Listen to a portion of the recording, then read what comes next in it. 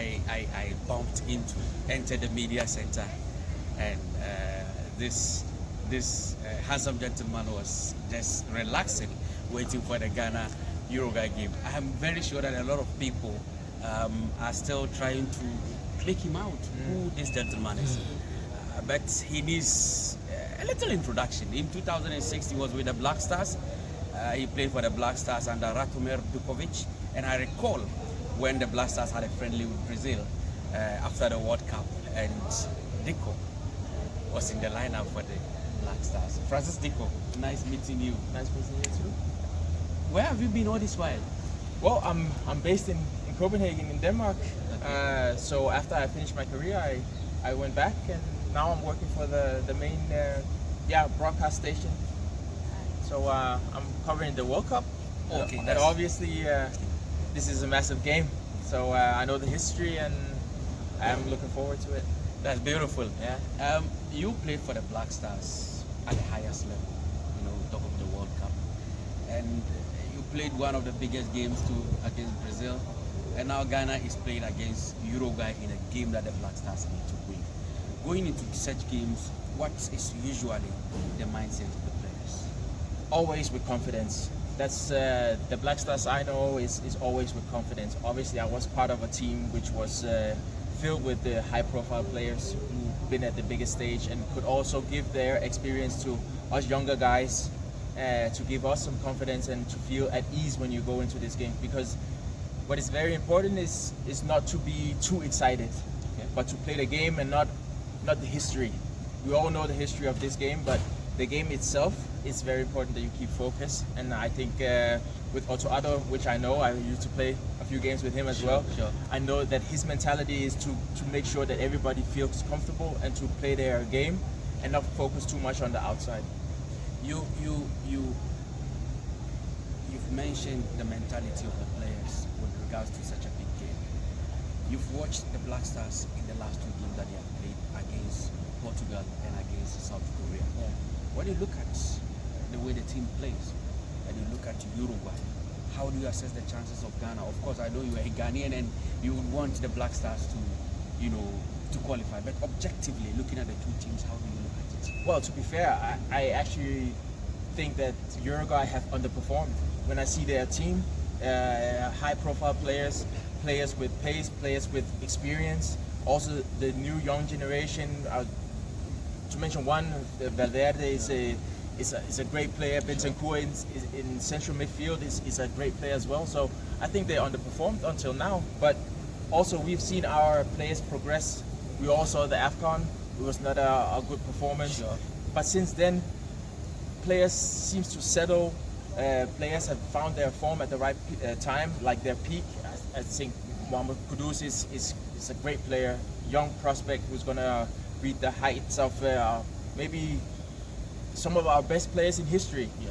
So Salisu at the back, I think he's been a massive addition. I like the additions that we've had. Even Williams, who haven't scored yet, you see his experience. You see how he has to make the front line be one that you have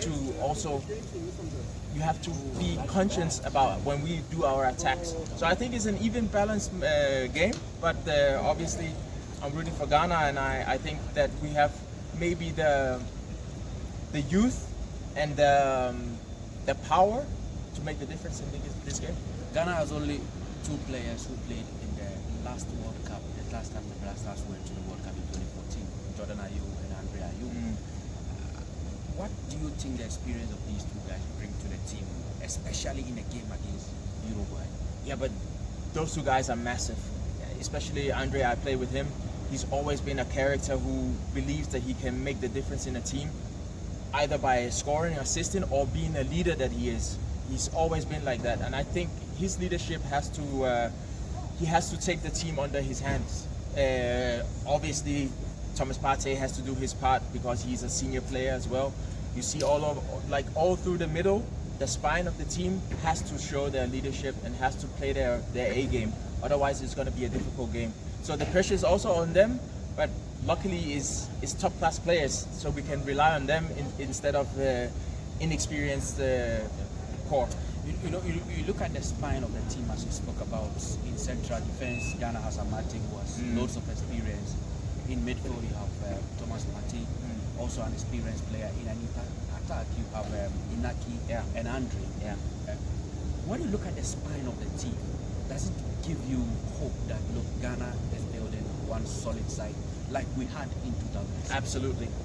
Those players either was at the top or is like aspiring to go to the top. So for me, I'm not worried about that. Actually, I'm very confident, and it should give the rest of the team confidence that we have players who are at the height of I'll call it European football or world football. Like Thomas Partey plays for Arsenal, the top team in Premier League. Andre Ayew, he's been dominating. Now he's playing here in Qatar, but when he was in Europe, he was making a difference. Iñaki Williams he has the record of playing consecutive games for Atletico Bilbao. So we have no excuse on not performing from central areas. Now, before I leave you, it's been a while since we met, but what has been your relationship with Ghana, for that matter, the Football Association, and your colleague players that you played with from 2006 coming? What has that relationship been? Well, there's a few players that I still have contact with. Obviously, Otto Addo, because he went to Denmark and was an assistant coach under the current national team coach for Denmark. So I had interaction with him. Hans Sapai, I know also because I'm from FC Nordsjælland, who has the right to Dream Academy. So I've met a few of the players who visited the club, like Kingston was there. I've spoken with Stephen Appiah over FaceTime. Derek Bourton was there. So some of the guys I still. I learned recently Michael Essien also. He's you mentioned Michael. He's assistant coach there right now. So I spent time with him in Copenhagen. Okay. So all of the guys are then. We don't see each other every day, but they're not far from each other. Well, if you are just connected with me, is Francis Dicoh, former Black Stars defender. We are just looking at the build-up to Ghana's game with Uruguay this evening at Dikoh Stadium. Before Francis take leave of us, finally, I want you to look at the Luis Suarez element in the team. In 2010, he was the one who handled the ball to deny Ghana qualification for the semi-finals. A penalty was awarded Ghana. Ghana failed to convert the penalty to Asamoah. Eventually, Ghana couldn't make it to the semi-finals. Yesterday, he was asked a question whether he will apologize, and he said he doesn't owe Ghana any apology.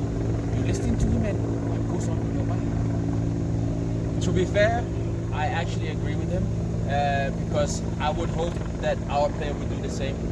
I don't think he's a player that